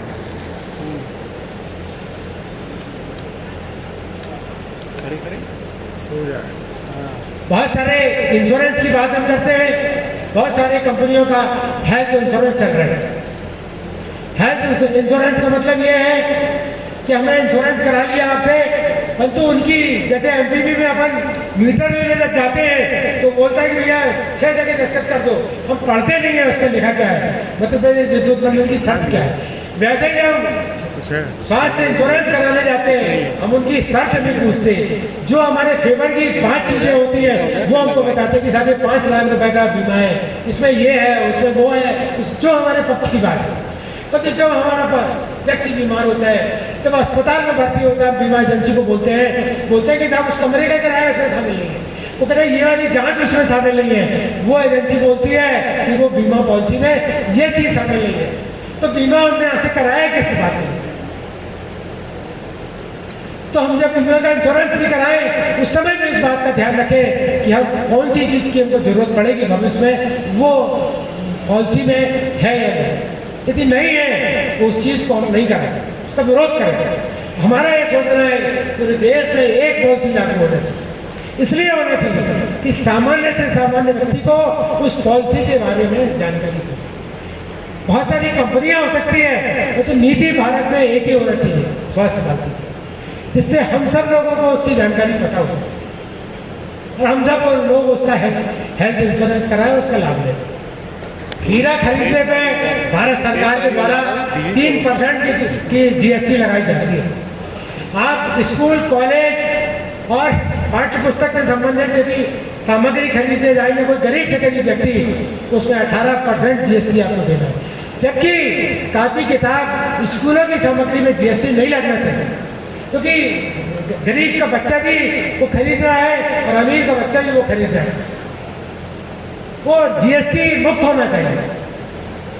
हीरा तो कुछ ही लोग खरीदेंगे, हीरा खरीदने की सामान देश के 25% लोगों में हो, जिनको 3% लग रहे हैं। हीरा खरीदने वालों को 18% लगाओ, क्योंकि वो सक्षम है। यदि उन्होंने सोचा है कि हम हीरे का हार खरीदेंगे तो सक्षम है 18% GST दे देंगे। तो गरीब व्यक्ति जो कापी के किताब खरीदने आया है उसके मन में 18% GST देने की सामर्थ्य नहीं। भारत की वायु सेवा की बात की जा रही है। हम 75 वर्षों में तो वायु सेवा हर शहर से उसकी कनेक्टिविटी होना चाहिए, पूरे देश में कनेक्टिविटी होना चाहिए। आज जबलपुर की हम बात करें तो जबलपुर में जो सेवाएं संचालित होंगी बंद हो, हम आप में से बम्बई दिल्ली यदि जाएंगे तो एयरपोर्ट पर कम से कम 100 से ज्यादा दिल्ली में और 1000 से ज्यादा बम्बई में विमान कंपनियां दिवालिया घोषित हो गई है कोरोना के बाद। जो इसी से विमान विभाग चल रहा क्या, सेवाएं नहीं है। हमने जो सरकारी एजेंसी थी वो टाटा को बेचती थी, नहीं मैं तो बोल देना। अब प्राइवेट कंपनियों मैडम पर निर्भर है कि आपके नगर में, आपके प्रदेश में हवाई सेवा चालू होगी कि नहीं होगी। हवाई सेवा का महत्व उससे है, यदि हवाई सेवा आपके शहर में होगी तो आपके शहर में इंडस्ट्री आएगी, आपके शहर में व्यवसाय आएगा, आपके शहर में व्यापार बढ़ेगा। व्यापार और व्यवसाय बढ़ने से आपके क्षेत्र के लोगों को रोजगार मिलेगा। किसी को चिकित्सा के लिए जाना है 12 घंटे का सफर करेगा, कैसे जाए? सर्विस का कर लीजिए। तो 75 वर्षों में हर शहर और हर प्रदेश में जहाँ होना चाहिए थी, आज हम उसके लिए लड़ाई लड़ रहे हैं। 75 साल स्वतंत्र होने के बाद आज हम वायु सेवा की नहीं लड़ाई कर रहे हैं। कितने बड़े आप विदेशों में जाएंगे तो उनके इतनी वायु सेवाएं हैं कि आप उसकी कल्पना नहीं कर सकते। सारे कुछ कहने का मतलब ये था कि पूरे देश में माफियाओं का राज है, राजनीतिक शोषण करके विधायक और सांसद माफिया बने हुए जो जनता का शोषण कर रहे हैं। हमसे वोट लेते हैं, हमारे गरीब से गरीब भाई बहन से वोट लेते हैं। जब वो विधायक और सांसद बन जाता है तो वो 5 स्टार चैम्बर में, AC चैम्बर में बैठ के उन महिलाओं और बच्चों से बोलता है तो उनको बोल दो कि साफ ग्रस्त है तो नहीं मिलेंगे। किनके साथ बैठा है? वो अपने माफिया दोस्तों के साथ बैठा है, रेत माफियाओं के साथ बैठा है, मेडिकल माफियाओं के साथ बैठा हुआ है। उसको आपकी चिंता नहीं है, वो इस बात के लिए बैठा है कि उसके लिए 1000 करोड़ रुपए की संपत्ति है तो विधायक रहते हुए उसकी संपत्ति 5000 करोड़ रुपए की कैसे बन सकती है? इसलिए दोस्तों मैं इसलिए बोल रहा हूँ कि आप अपने बीच से अपने भाई को, अपनी माँ को, अपनी बहन को, अपने पिताजी को, अपने दोस्त को और अपने सगे रिश्तेदार को आप विधायक और सांसद बनाइए। आपके मोहल्ले के व्यक्ति को बनाइए, आपके शहर के व्यक्ति को बनाइए, जिसके घर में गार्ड न लगी हो, जिसके घर में सुरक्षा का कोई इंतजाम न हो, जो उसका दरवाजा खटखटाए आप वो खोल के खुद ही चड्डी बनियान में आपके सामने उपस्थित हो जाए कि भैया आप बताओ क्या समस्या है, बैठो हमारे घर में, हमारे घर में 4 ही कुर्सी है, आप बैठो, हम खड़े होकर आपकी बात सुन सकते हैं। हमको ऐसे जनप्रतिनिधि की आवश्यकता है, ऐसे व्यक्ति की आवश्यकता है हमको। ऐसे नहीं कि वो कलप दिया कुर्ता पहन के आए, बैठो बैठो बैठो मैं भी आता हूँ, मैं बात करता हूँ। ऐसे व्यक्ति की कतई जरूरत नहीं है। इंडियन पीपल अधिकार पार्टी उन आम और खास व्यक्तियों के लिए बनी है जिनने कभी जीवन में सोचा नहीं था कि वो सांसद भी बन सकते हैं, विधायक भी बन सकते हैं, मुख्यमंत्री भी बन सकते हैं और देश के प्रधानमंत्री भी बन सकते हैं। हम जुमलेबाजों की बात नहीं कर रहे हैं। उन्होंने बोला कि हम चाहे देश के प्रधानमंत्री बन गए। हम सब सच में इस देश में छोटे काम करने वाले को प्रधानमंत्री बनाएंगे। हम इस देश में छोटे काम करने वाले, ऑटो चलाने वाले को हम देश का मुख्यमंत्री बनाएंगे, प्रदेश का मुख्यमंत्री बनाएंगे, सांसद बनाएंगे, विधायक बनाएंगे। अभी इस मध्य प्रदेश के चुनाव में हमने 54 लोगों को जो टिकट दी थी वो निश्चित रूप से इसी मापदंड के लोग थे, उन्हीं को टिकट दी थी। हमने दमोह से जो दुर्गा मौसी को टिकट दी थी वो किन्नर है और कटनी से जनपद पंचायत की सदस्य भी है। हमने 3rd जेंडर को भी सम्मान देने की बात करी है। दुर्गा मौसी ने स्कूटर से अपना प्रचार किया, तमाम देश भर के चैनल ने, अखबारों ने उनका इंटरव्यू छापा और उनकी बात बोली कि स्कूटर में एक किन्नर भाई हमारा जो है दुर्गा मौसी ने लोकसभा का चुनाव दमोह से लड़ा है। जो भी उनका निर्णय होगा, जो भी होगा, हम उनके हौसले को सलाम करते हैं। उनने अकेले ही अपना चुनाव प्रचार किया, किसी व्यक्ति को ये नहीं बोला कि हमको 100 रुपया चंदा दे दें। उनने अपनी सामर्थ्य चुनाव लड़ा और आगे आने वाले समय में हम ऐसे सब लोगों को सांसद, विधायक, मुख्यमंत्री सब बनाएंगे। सतना में जहां भी हम मेडिकल माफिया की पर्द निकालते हैं तो एक पन्ना खोलो 6 पन्ने साथ में आते हैं। सतना में मध्य प्रदेश सरकार ने एक मेडिकल कॉलेज खोला है। उस मेडिकल कॉलेज में सरकारी डॉक्टरों की फर्जी नियुक्ति बना के, मतलब सरकार कितना बड़ा धोखा हमारे साथ कर रही है कि जैसे मेरा नाम लिख के कि सतना में डॉक्टर पुरुषोत्तम तिवारी अपनी सेवाएं देंगे और भारत के जो स्वास्थ्य विभाग है उससे उसको संचालित करने की अनुमति देनी, जबकि वो डॉक्टर सरकारी रिकॉर्ड में डॉक्टर पदस्थी नहीं। अब हम किसका भरोसा कर सकते? सतना के मेडिकल कॉलेज की मान्यता निरस्त हो गई तो पता लगा क्यों हो गई साहब, तो सरकारी अस्पताल में क्यों गई? प्राइवेट होता तो मान लेते। बोले साहब जिस फैकल्टी का नाम आपने लिखा था सरकार ने उसका अपॉइंटमेंट लेटर नहीं जारी, वो सरकारी नियुक्ति भी नहीं है, सरकारी भर्ती नहीं उसकी। इससे ज्यादा जनता के साथ धोखा क्या होता है?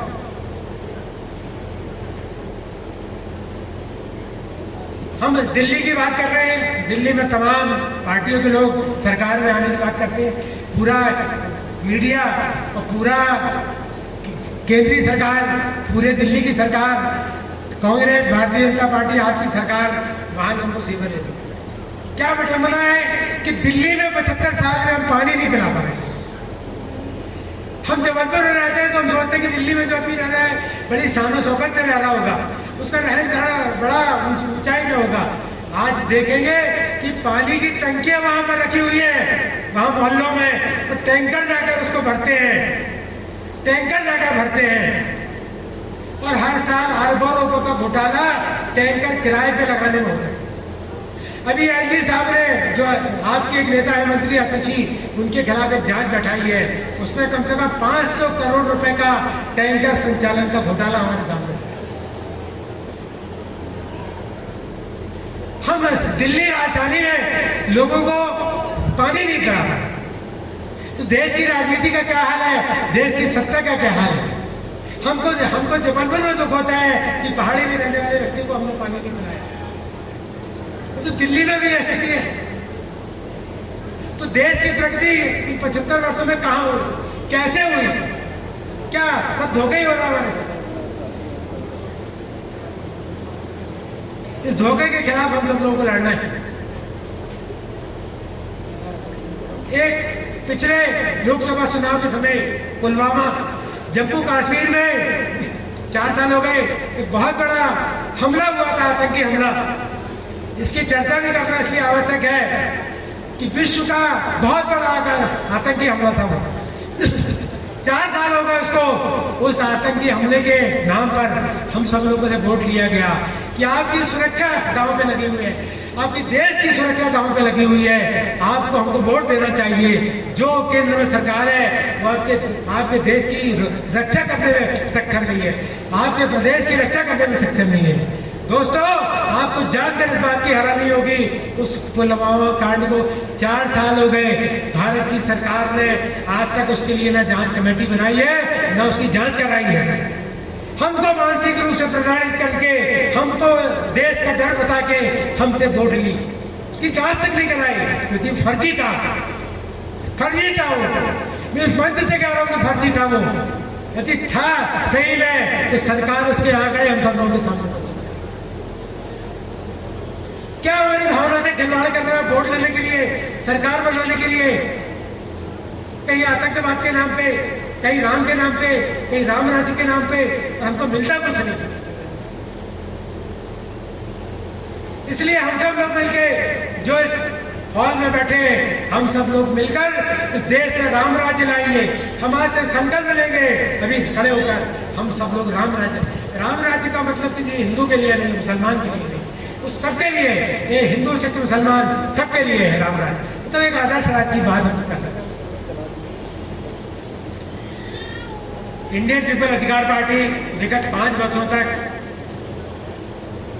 हमारा विपक्ष के रूप में सशक्त भूमिका का निर्वाह करने का हमारा संकल्प है और हम चाहते हैं कि एक सशक्त विपक्ष के रूप में हम आए, क्योंकि एक पार्टी शिखर पे है और दूसरी पार्टी समाप्त होने के लिए है। तो किसी न किसी व्यक्ति को उस खाली स्थान को भरने के लिए आगे आना होगा और वह खाली स्थान भरने के लिए हमारे इंडियन पीपल अधिकार पार्टी आप सबके सामने है और वो आगे हम हर उस संघर्ष को अंजाम देंगे जो जनता के खिलाफ है। हम उस संघर्ष को आगे बढ़ाएंगे जो हमारे लोगों के खिलाफ है। भारत की बात करें, प्रदेशों की बात करें, हम चाहे मध्य प्रदेश की बात करें, राजस्थान की बात करें, छत्तीसगढ़ की बात करें, गोवा की बात करें, कर्नाटक की बात करें, हम वो सशक्त विपक्ष के रूप में हम उसको भूमिका का निर्वाह करेंगे। हर प्रदेशों से आए हुए हमारे राष्ट्रीय प्रतिनिधि है, राष्ट्रीय हमारा अधिवेशन है, उसमें हमारे पास राजस्थान से भी आए हुए हैं, महाराष्ट्र से भी लोग आए हुए हैं, गोवा से भी लोग आए हुए हैं और अन्य प्रदेशों में जो कि गर्मी बहुत पड़ रही है तो बहुत तपन बहुत हो रही है, बहुत सारे लोग की स्वास्थ्य खराब हो गया है, इसलिए नहीं आ पाते। तो एक हमारा अभियान है जिसको हमने नमस्ते भारत के नाम से इंडियन पीपल अधिकार पार्टी 5 सालों तक संचालित करेगी। नमस्ते भारत अभियान हमारे इस बात के लिए है कि हम देश के हर नागरिक के घर में, चाहे वो राष्ट्रीय अध्यक्ष हो, चाहे प्रदेश अध्यक्ष हो, राष्ट्रीय पदाधिकारी हो, हमारा प्रदेश का पदाधिकारी हो, जिले का पदाधिकारी हो, और आप सब भी हम उसके घर में जाकर उसको नमस्ते भारत के रूप में हम उसके घर में जाकर हाथ जोड़ के खड़े होंगे, नमस्ते भारत बोलेंगे। भारत आपके सामने आपसे नमस्ते करने आए। भारत के आप भी नागरिक हैं और मैं भी नागरिक, मैं आपके हालचाल पूछना है। मैं कोई आरोप लगाने नहीं आया, किसी आपको गुमराह करने आया, ना मैं किसी पार्टी की बुराई करने भी नहीं आया कि आपने फला पार्टी को वोट दिया, उनने आपके खिलाफ कोई काम नहीं किया। फला पार्टी को आपने इतने सालों तक वोट दिया, उन्होंने कोई काम नहीं किया। हमारा व्यक्ति, हमारा नेता, हमारा कार्यकर्ता, हमारा समर्थक केवल आपके घर के सामने खड़े होकर बोलेगा कि मैं इंडियन पीपल अधिकार पार्टी की ओर से आपके पास आया हूँ, मैं आपसे नमस्ते कर रहा हूँ। उसका हमारे अभियान का नाम ही है नमस्ते भारत। पूरे देश में संचालित किया जाएगा, ग्राम पंचायत से लेकर लोकसभा तक। हमको से ये पूछ रहे हैं, मान लो किसी के घर में आते हैं, मान लिया हम गोविंद पटेल जी के घर में है, गोविंद पटेल जी ने दरवाजा खोला और हमको बिठाला, हमने गोविंद पटेल जी को नमस्कार किया, हमने कहा कि नमस्ते भारत अभियान के अंतर्गत हम आपसे मुलाकात करने आए हैं। इनने बोला कि तिवारी जी हम तो बहुत सुखी संपन्न है, हमारी कोई समस्या नहीं है। हमको गोविंद पटेल जी को तत्काल बधाई दे रहा है कि हम आपके शुक्रिया है कि आपके मन में संतुष्टि का भाव है, आपके सारे दायित्व पूरे हैं, आप सामाजिक रूप से संतुष्ट हैं। तो हमको उनसे कोई आर्गुमेंट नहीं करना कि ये फला ये नहीं हुआ, देखा यही हुआ। जब व्यक्ति जो संतुष्ट है उसको धन्यवाद देना है कि आपके मन में जो संतोष का भाव है। इसके बाद हम दूसरे घर में जाते हैं, दूसरे घर के लोग हमको जो समस्या बताते हैं, उनका नाम पता, एड्रेस, मोबाइल नंबर लिख के हमको आना है, फिर उनसे उस बात की चर्चा करना है कि उनकी क्या क्या समस्या हमको बताइए और उन समस्या का निराकरण हम किस स्तर पर कर सकते हैं। यदि लोकल स्तर पर कर सकते हैं तो हम उसको करेंगे, यदि हम उसको प्रदेश स्तर पर कर सकते हैं तो करेंगे, यदि हम राष्ट्रीय स्तर पर कर सकते हैं तो हम करेंगे। इस अभियान को हमको 5 वर्षों तो जागरूकता से चलाना है। हमको किसी व्यक्ति के साथ पॉजिटिव अंदाज में बात करना, निगेटिव अंदाज में बात नहीं करना है। आलोचना तो कभी भी किसी की कितनी भी की जा सकती है, परंतु हम सकारात्मक दृष्टिकोण से बात करें। हम उसको अपनी पार्टी के बारे में बताएं कि इंडियन पीपल अधिकार पार्टी का क्या विचार है, हमने क्यों पार्टी बनाई है, हम पार्टी का हमारा क्या उद्देश्य है। हम कोई अरापति नहीं है, हम कोई इंडस्ट्रियल नहीं है, हम आपके समान सामान्य है। यदि आप हमको सहयोग करेंगे तो हम इस देश में स्वच्छ छवि और बेदाग पार्टी के रूप में आपके सामने आएंगे। हमारा कोई इलेक्ट्रल बॉन्ड नहीं होगा, हम किसी मेडिकल माफिया से कमीशन नहीं लेंगे, हम किसी व्यक्ति के साथ आपको आपके जीवन से खिलवाड़ नहीं करने देंगे। ये अभियान हमारा इसलिए है। पार्टी का गठन भी हमने इसीलिए किया और निरंतर पूरे देश में लोग सहयोग कर रहे हैं, लोग बात कर रहे हैं। देखिए, जब कोई नई चीज होती है तो उसको तवज्जो थोड़ी देर से मिलती है। हमारे कार्यकर्ताओं को, हमारे नेताओं को भी एक मेरा सुझाव है कि आप इस बात से कतई अपना धैर्य न खोए, इस बात से कभी आप चिंतित न हो कि आपकी बात को लोगों ने तवज्जो नहीं दी। पहले जब आप कोई आंदोलन चालू करेंगे तो इस देश में 2 ही लोग या 3 लोग ही किसी बात को आगे बढ़ाते हैं। मैं श्रीलंका का जिक्र आपके सामने करना चाहता हूँ, एक कहानी आपको बताना चाहता हूँ, कहानी आपको बताना चाहता हूँ। वो कहानी है श्रीलंका की। आज से 4 साल पहले जो सत्ता थी, उस सत्ता को उखाड़ फेंका लोगों ने। राष्ट्रपति के बंगले के अंदर घुस गए, उसकी बेडरूम का जितना सामान था वहां के लोगों ने, श्रीलंका के लोगों ने सड़क पे फेंक दिया। क्यों फेंक दिया? क्योंकि वो भी इस प्रकार की सत्ता से परेशान थे, वो भी इस प्रकार के सरकार के कृत्य से परेशान। वो 100 लोग नहीं थे, वो 1000 लोग नहीं थे। वो श्रीलंका में रहने वाले केवल 2 सॉफ्टवेयर इंजीनियर थे। वो अपने देश में रह के कोरोना के बाद अपने देश में रह के दूसरे देश में नौकरी कर रहे थे। उनकी क्या समस्या थी उस सॉफ्टवेयर इंजीनियर की? उनकी समस्या केवल ये थी कि वो 12 घंटे काम करना चाहते थे अपने कंप्यूटर, अपने लैपटॉप में, परंतु वहां की सरकार उनको बिजली नहीं दे रही थी। बहुत उन्होंने प्रयास किया, क्योंकि वो कोई नेता नहीं थे, कोई सामाजिक व्यक्ति नहीं थे, वो कोई नेता या वो नहीं थे कि सरकार उनकी सुन ले। उन लोगों ने जब 1 महीने तक शिकायत करने के बाद उनकी लाइट ही आई उनके घर में, उनके मोहल्ले में, उनके शहर में। उन लोगों ने 2 लोगों ने विचार किया कि यार अब हम क्या करें, कैसे नौकरी सुरक्षित रहे। तो हमारी नौकरी तो उन्होंने समाप्त कर दी, क्योंकि विदेश अमेरिका में जो आदमी बैठा है उसको इस बात से मतलब नहीं है कि श्रीलंका के गांव में लाइट है कि नहीं, जबलपुर के गांव में, जबलपुर के वार्ड में लाइट है कि नहीं। उसको तो इस बात से मतलब है जिस बात के लिए हमने आपको रखा है वो काम आप कर रहे हो कि नहीं कर रहे। यदि आप नहीं कर रहे तो आप किसी काम के नहीं होंगे, यदि काम कर रहे हो तो आपको तनख्वाह देंगे। उन लोगों ने सोचा कि अब क्या करें।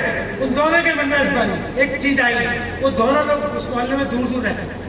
उन लोगों ने कहा कि आज शाम को 6 बजे, ठंड के दिन थे, उन्होंने कहा कि आज शाम को 6 बजे अपन दोनों एक मोमबत्ती लेकर निकलेंगे घर से, उसको कैंडल मार्च जो अपन बोलते हैं। वो लोग एक व्यक्ति केवल, मैं इसलिए आप सब लोगों को बता रहा हूँ कि अपन ये न समझें कि जब 1000 लोग होंगे तो ही हम कोई चीज को सुधार सकते हैं। हमारे पास 100 करोड़ होंगे जब भी हम कोई चीज को सुधार सकते हैं। एक व्यक्ति है जिसके जेब में 1 रुपया भी नहीं होगा तो देश के भविष्य सुधार सकते हैं। इसलिए आपको बता रहा हूँ। तो उन लोगों ने ये कहा कि हम लोग कैंडल मार्च अपने घर से निकालेंगे। कोई उसके मोहल्ले का व्यक्ति नहीं आया, जबकि इस मोहल्ले में सबके घर में लाइट हो। वो 2 नौजवान व्यक्ति अपने घर से निकले और 1 किलोमीटर तक गए। उस दिन किसी ने उनकी तरफ ध्यान नहीं दिया। उन्होंने कहा होगा कोई पागल जा रहा है ना, जा रहा है अपना 1 मोमबत्ती लेके, लाइट जल रही है, स्ट्रीट लाइट जल रही है, ये साला मोमबत्ती लिए घूम रहा है ना। फिर दूसरे दिन फिर उन्होंने 4-5वें दिन लोगों ने उनसे रोक के पूछना चालू किया, भैया किस लिए कर रहे हो? उसने कहा कि हम इसलिए कर रहे हैं। तो धीरे धीरे कारवां उनके साथ इकट्ठा होता गया। तो वो 2 इंजीनियर थे, उन्होंने श्रीलंका की तख्ता पलट कर दिया। वो न सांसद बने न विधायक बने तख्ता पलट के बाद ही, परंतु उन दोनों लोग, उन जमात लोगों को हमको यहाँ से सलाम करना चाहिए, नमस्कार करना चाहिए कि उन्होंने अपनी दृढ़ इच्छा शक्ति के साथ 2 लोगों ने निकलकर जब देश श्रीलंका का तख्ता पलट कर दिया है। तो हम 140 करोड़ लोग क्या अपने देश की सुरक्षा नहीं कर सकते? हम क्यों दूसरे, क्या नरेंद्र मोदी, राहुल गांधी या किसी दूसरे की तरफ मुंह लगा कर क्यों देखें? हमारा भी कर्तव्य है, ये देश हमारा भी है। जितनी जिम्मेदारी मैं भी मोदी जी की है, राहुल गांधी की उतनी जिम्मेदारी भाई रामजी अग्रवाल जी की, पुरुषोत्तम तिवारी के लिए है, उतनी जिम्मेदारी हमारे सारे। हम अपने कर्तव्यों का निर्वहन करें, हम लड़ना चाहिए। हम उस भ्रष्टाचार का अंश नहीं बने, उसका भागीदार नहीं बने। यदि राशन कार्ड करने में देर हो गया है तो हम थोड़ा सब्र और धैर्य रखें, क्योंकि लड़ना पड़ेगा। यदि 500 रुपये देकर आप राशन कार्ड बना रहे हो तो आप देश को बिगाड़ने लगे। जब आप राशन कार्ड तो 500 रुपये लेकर बनवा रहे हो, जब आपको पासपोर्ट बनवाना होगा तब आपको 10,000 रुपये लगेंगे, तो वो 10,000 रुपये आपके पास नहीं होंगे देने के लिए। तो आप कैसे बनवाओगे पासपोर्ट? उस व्यवस्था के खिलाफ हमको लड़ना है। तो लड़ने के लिए हम सब लोगों को इस बात का ध्यान रखना है कोई व्यक्ति एक व्यक्ति भी भारत की व्यवस्था को बदल सकता है। ज्यादा भीड़ की जरूरत नहीं है, और आप चाहो तो 100 करोड़ आपके जेब में हो तो व्यवस्था बदली जाएगी। हम सब लोग निकल पड़े हैं सड़कों पे, अंजाम जो भी होगा उसको भुगतने के लिए। अंजाम कुछ भी हो सकता है, ना हमको सांसद बनने का शौक है, ना हमको विधायक बनने का शौक है, ना हमको मुख्यमंत्री बनने का शौक है, ना प्रधानमंत्री का। माननीय त्रिपाठी जी ने उस टाइम में जरूर बोल दिया है, मैं उनका सम्मान करता हूँ, उनको धैर्य भी देता हूँ। हमको अपने आम कार्यकर्ताओं को प्रधानमंत्री बनाना है, अपने आम कार्यकर्ताओं को देश का मुख्यमंत्री बनाना है। हमको संकट में उनका मार्गदर्शन करना है। हमको बाला साहब ठाकरे बनने का कि हम दूसरे लोगों को आगे ले जाए कि वो छोटे से छोटा व्यक्ति मुख्यमंत्री बने, प्रधानमंत्री। हम लड़ाई लड़े। आज का इंडियन पीपल अधिकार पार्टी का प्रथम राष्ट्रीय अधिवेशन का आयोजन हमने इसी उद्देश्य को लेकर किया था कि हमारे देश भर में जो लोग काम कर रहे हैं, चाहे वो कटनी में काम कर रहे हैं, जबलपुर में काम कर रहे हो, कर्नाटक में काम कर रहे हो, महाराष्ट्र में काम कर रहे हो, उन सब लोगों से हमारे आमने सामने मुलाकात हो। वो वहाँ क्या अच्छा कर रहे हैं उसको हम मध्य प्रदेश में लागू करें, जो मध्य प्रदेश में अच्छा लागू कर रहे हैं उसको कर्नाटका में मिला। उस बात के लिए सम्मेलन बुलाया। तो साथ ही साथ आप सब लोगों को इसलिए आमंत्रित किया था कि हम इंडियन पीपल अधिकार पार्टी की जो पॉलिसी है, जो नीति है, जो विचारधारा है, उससे भी आप सब लोगों को अवगत कराना चाहते हैं। हम चाहते हैं कि हमारी पार्टी का जो उद्देश्य है उस उद्देश्य में आप सहभागी बने। आपको ये ना सोचें कि कोई व्यक्ति आएगा और आपको बोलेगा कि आप नेता बन जाइए, इंडियन पीपल अधिकार पार्टी के अधिकारी बन जाइए। मेरा ये सोचना है कि आप स्वयं आगे आए और हमको बताएं, हमारे जो पदाधिकारी हैं उनको बताएं कि हमें जिम्मेदारी लेना चाहिए। हम जिम्मेदारी लेकर शहर का अध्यक्ष बनना चाहते हैं, शहर का महामंत्री बनना चाहते हैं, हम काम करना चाहते हैं। जब आप काम करेंगे तो निश्चित तौर पर आपकी पूछ परख आगे बढ़ेगी। सेलिब्रिटी कोई घर में पैदा नहीं होता, सेलिब्रिटी अपने काम से पैदा करता है। यदि हम हीरो को पिक्चर में देखते हैं अच्छा काम करते हुए, जब भी हम उसको कॉपी करते हैं। जब अमिताभ बच्चन को देखते हैं और हर आदमी को बोलते हैं जब आपको अमिताभ बच्चन बना देंगे, जो मार्केटिंग कंपनियां होती हैं जो चैन चलाती है उनको वो आके बोलते हैं कि इनके अमिताभ बच्चन भी मेंबर है और आप 1 साल में आपके पास BMW कार हो जाए। हम उस प्रकार का सद्भाव आपको नहीं दिखाना चाहते। हम अपने संघर्ष से आपको देश के प्रधानमंत्री बनाना चाहते हैं। आपके मन में इच्छा होना चाहिए। आप सोचेंगे कल आप जबलपुर शहर के अध्यक्ष बने, परसों से आप लोग आपको नमस्कार करने लगे और आपका वैभवशाली हो जाए, आपका आडंबर, तो वो नहीं होगा। उसके लिए आपको राजनीति में सेक्रीफाइस करना होगा। आपको देखना होगा कि किस सिद्धांतों में चल रहे हैं। जो लोग देश में आज लीडर के रूप में स्थापित है, उन लोगों ने 20-20, 25-25 साल अपने जीवन के उसके लिए दिए हैं। जब आज उस हैसियत तक पहुंचे, चाहे वो महात्मा गांधी की बात हो, चाहे नेताजी सुभाष चंद्र बोस की बात हो, किसी की भी बात हो, आप सड़क पर निकलेंगे, अकेले निकलेंगे, ये मान लीजिए कि एक महीने के अंदर आपके पीछे कारवा हो, डरे बनेंगे आप, समस्या आएगी, कोई फलक पावड़े बिछाकर आपको नेता बनाने के लिए तैयार नहीं। आपका पड़ोसी सबसे पहले आपके खिलाफ बोलेगा कि कहाँ की बेवकूफ़ी आपने अपने दिमाग में पाल ली, क्योंकि वो नहीं चाहता कि आप आगे बढ़े। आपका जो निकटतम रिश्तेदार होगा वो नहीं चाहता कि वो आप विधायक और सांसद बने। आप उसको पता लगेगा तो पहले ही आपको मोबाइल करके बोलेगा, कहा भैया कहा तो तिवारी जी के पास में आ गए, लेकिन बहुत साल लगे, तो जीवन ही खराब हो जाए इससे में, है ना, अपने घर गृहस्थी को देखने में फायदा है। तो आपको तय करना है, आपको तय करना है अपना विजन कि आप क्या करना चाहते हैं। क्या आप 25,000 रुपये की नौकरी करके अपने और अपने परिवार का जीवन जीने के लिए संतुष्ट हैं? आप बिल्कुल राजनीति में मत आइए। हमारा हाथ जोड़ के करना तो प्रार्थना है कि आप उसी को करिए जिसमें आप पसंद है, जिसमें आपका परिवार पसंद है। यदि आपको उससे बड़ी नौकरी पसंद है, MBA डॉक्टर बन के आपको काम करना है, आपको लोगों के जीवन से खिलवाड़ करना है, आपको लाखों रुपए कमाना है, तो आप वो करिए। यदि आपको सर्वोच्च शिखर पर पहुंचना है, उस देश की सेवा करना है आपको, तो देश के लिए अपना सर्वस्व निछावर करना है, आप देश के लिए आइए। महात्मा गांधी के 1000 पुत्र भी हो जाते तो वो कभी नोट में उनका फोटो नहीं छपा, कभी नहीं छपा। जितने क्रांतिकारी वीर सपूत हुए हैं वो कभी अपने बाप की फोटो सड़क पर नहीं रख पा। यदि बाप ही आंदोलन करेगा और बाप ही कुछ करेगा। मेरे भी 3 बेटे सब विदेश में रहते हैं, वो कभी ऐसा काम नहीं कर सकते कि मेरी फोटो लगे। मेरी फोटो लगवाना है तो मुझे ही काम करना होगा, मुझे ये सड़क पे चलना होगा।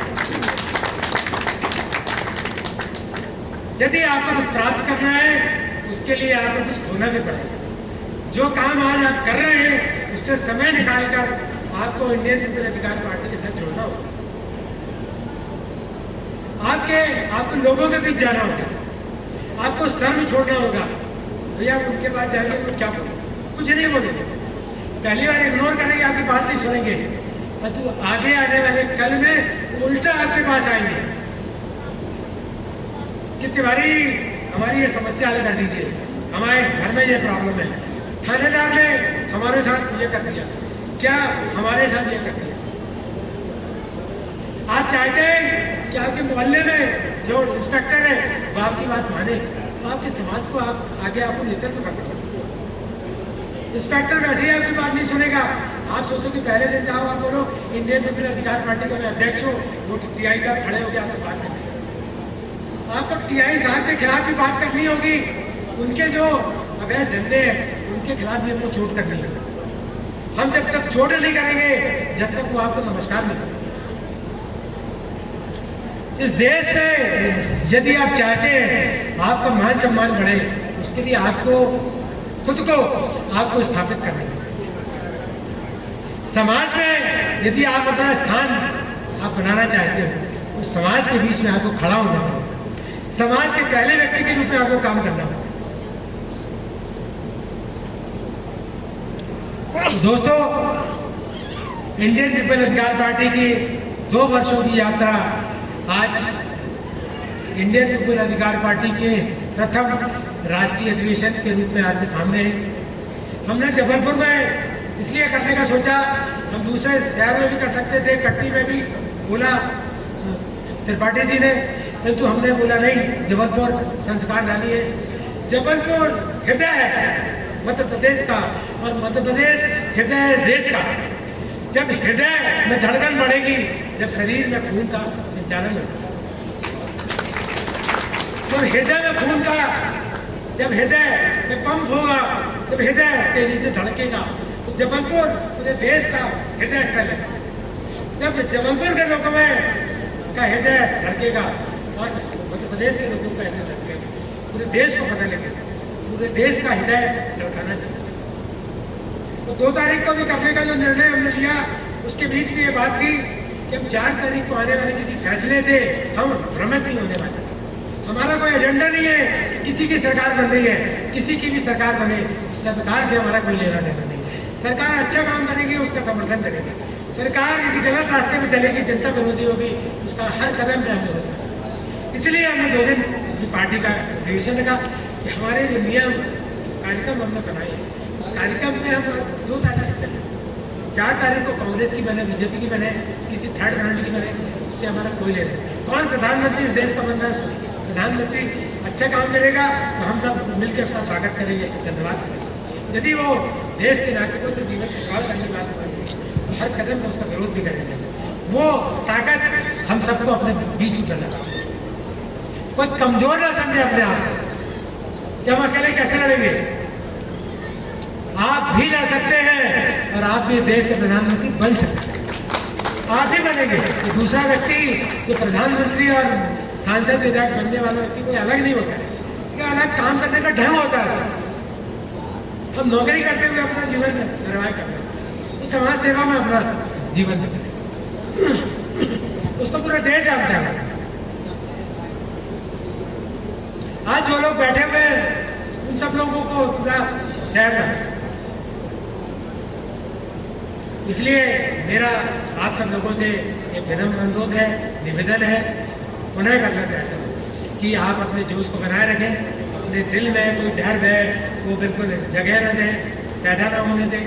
आपको जिस घड़ी भी हमारी जरूरत होगी हम आपके साथ कदम से कदम मिलाकर आपके साथ खड़े होंगे। अब निश्चित तौर पर समझें कि इंडियन पीपल अधिकार पार्टी का मंच आप सब लोगों के लिए है, सब लोगों के लिए। आप सब लोग उस मंच का उपयोग करें। आपके मन में जो भावनाएं हैं, आप जो सेवा करना चाहते हैं, उस सेवा के लिए आगे। जय हिंद, जय भारत। बोलिए जय आईपीएपी की, जय आईपीएपी की। हम इस देश को बदल देंगे। जोर से बोलो, बख्शी की आवाज नहीं आ रही। हम देश को बदलने का संकल्प लेते हैं। देश के लोगों को सुविधा प्रदान करेंगे। हम अपने संघर्ष से आईपीएपी को ऊंचाई तक ले जाएंगे। हम अपनी सेवा से इस देश के हर नागरिक